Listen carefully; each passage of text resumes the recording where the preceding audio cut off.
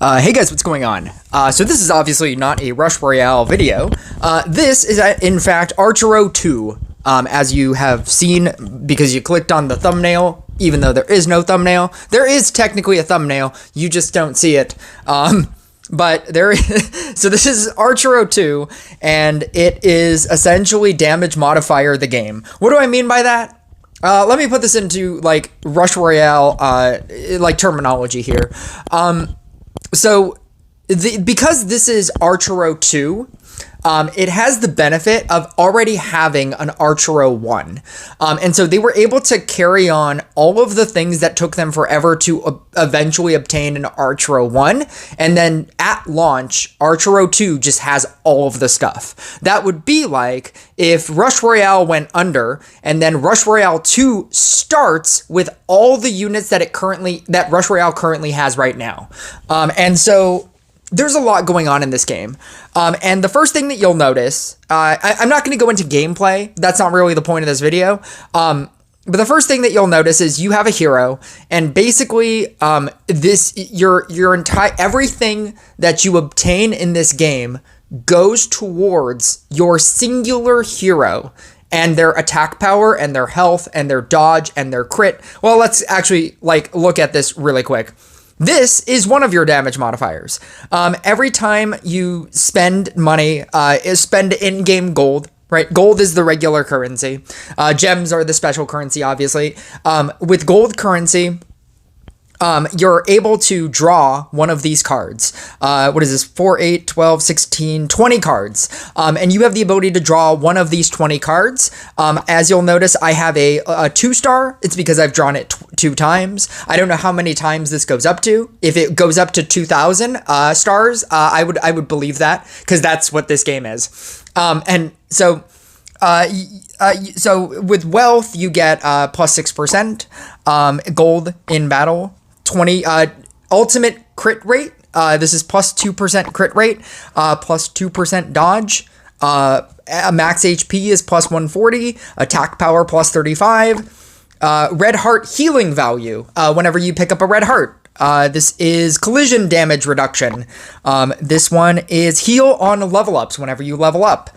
This is a Titan, so it affects your max HP, attack power, and crit damage, and so forth, right? So all of these. So all of these, this is how you're spending your gold that you're getting from regular levels, and you can keep farming levels, but this gold cost keeps increasing as you keep buying new cards. And obviously, whenever you buy a card, you're getting a random one, and that random thing is attributing to your damage modifier. The screen that I was at before was this one. Each of these obviously has a level from 0 to 120. You can go up any of these 120 times. On the left side here, there is common, rare, epic, legendary, and I forget what the red one is, but there is a red. There was also, I think it's like heroic or something. I think it was called heroic.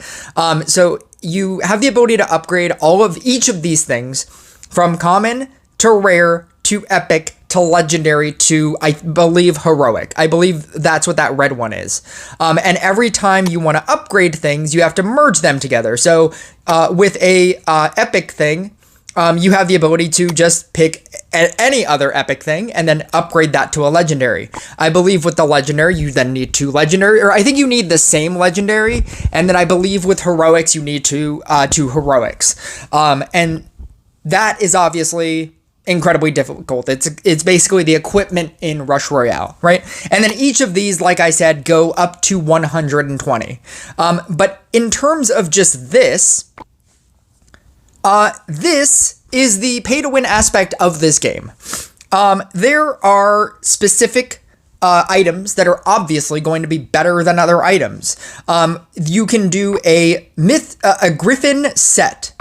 So this is a Griffin ring. It's an S-tier Griffin helmet. The Griffin boots, the Griffin claw, and then and the Griffin claw is the set bonus for the Griffin set.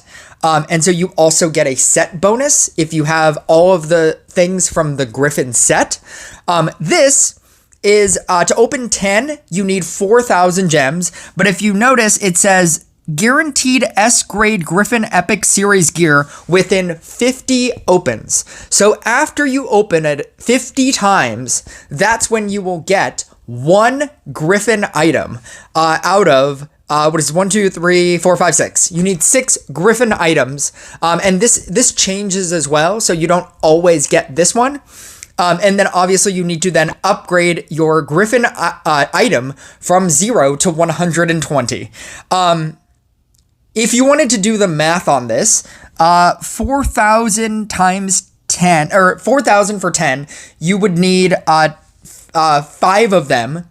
So you need to open it 50 times in order to get one of the 6 items.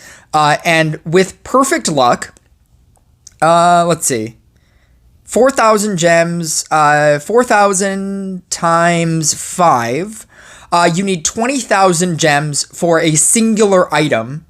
And with perfect luck, if you only needed to do it 6 times, you would need 120,000 gems. At the rate, oh god, this is gonna do this to me too? I was just in this game. I was just here. Why would it do this to me? Rush Royale used to do this to me all the time, which is why I don't like to go out and go back in. So you need 120,000 gems at the rate. Oh, that's probably why. It was because the timing reset. At the rate of 14,000 gems is $100. So if you divide that by 14,000, you would need to buy a $100 pack 9 times, 8.57 times. You would need to buy it 9 times, assuming that each time you perfectly got a different Griffin item. It would cost you, at the minimum, $800. Now, that is a ridiculous way to look at this game. It is a way to look at this game, certainly. And that's how a lot of people look at Rush Royale. They look at that exact number, and they say oh, well, if I wanted this entire set, if I wanted this thing and it cost this much and I divided it, that's a perfect way to look at it. But that's not how I'm playing this game. I'm playing this game as a person who likes playing this game, and I'm not a person who just looks at all of these things and says this is impossible. Because if I wanted to, I could. Because I didn't even talk about runes. Runes are another damage modifier for your hero. So with each of these, again, these go from common to rare to epic to legendary to heroic. And you have the ability to upgrade this through the rune workshop. Whenever you have 2 of the same runes, you can upgrade the quality of each of these things. Each of these have different modifiers. Each of these have different things. And you have the amount of runes that you can slot in, depending on how you want to build your character. But it doesn't stop there. Because it also goes into artifacts. Each artifact has 5-star levels that you can upgrade whenever you get an artifact, and you can star level it up in order to get different modifiers. This one is attack power and max HP. This one is attack power and max HP. Maybe they're all attack power and max HP, but then they have set bonuses. Here we go. If you collect all of a certain set, you also get a different damage modifier. So if all of them are at 15 stars, then you get that kind of modifier. And then you get those. And then if you wanted more of those, this is, you can wish for them for 4,000 for 10. So this is yet another thing that you can spend money on. You can spend $800s on, right? All of this to say that, and then there's other things. There's other modes. There's the daily shop. I think the most ridiculous thing in this game, if you wanted to be crazy, these are the different characters. There's not a lot right now. There's 6 characters. I want to say that when Archero ended, there were like 15 characters, and then each character also had costumes that cost different amounts of money that gave different attributes to your hero as well. So like Alex is the character that you start with. Nianja. This is Helix that you can just straight up buy for 3,000 gems. I think that's cool because 3,000 gems is farmable within this game. Seraph, on the other hand, is specifically from... Oh, where am I going? Seraph here, as you can see, costs $30. Just straight up $30. As does Dracula. Dracula also just straight up costs $30. And then there's Ota, who you get from the Island Treasure Hunt, which is yet another aspect of this game. I believe it's somewhere... Island Treasure. This is a board-style game where you have to spin through... You have to do different tasks in order to get spins. And then when you get your spin, you can spin dice, and then you have to hopefully land on something useful. To where you can get Ota shard. So I landed on something that if I get to 2,000, I'm currently at 1,100. When I get to 2,000, I will get points eventually. The special reward for 2,000 is a treasure coin that I can then use in the shop. I can also claim this. I can claim that for a reward. Here we go. You can buy Ota shards. 2 shards will get you 5 Ota shards. And that's how you farm that. All of this to say that this game is insane. And anybody who thinks that Rush Royale is insane, you don't know what insane is. Rush Royale could be much more insane than it currently is. And this is not to say that I will stop playing this game because of how insane this is. Because I like playing just to play. I like playing the game. I don't need like all of the things that the people at the highest level have. And if you want to see like somebody at the highest level, this is somebody, or no, this is, I guess I'm in bronze. There was Sky Tower. Rankings in Sky Tower. This person has an S tier Dragon Knight crossbow. He has an entire Dragon Knight set. This is their runes. These are all of their artifacts that they've already obtained. They have 26,009.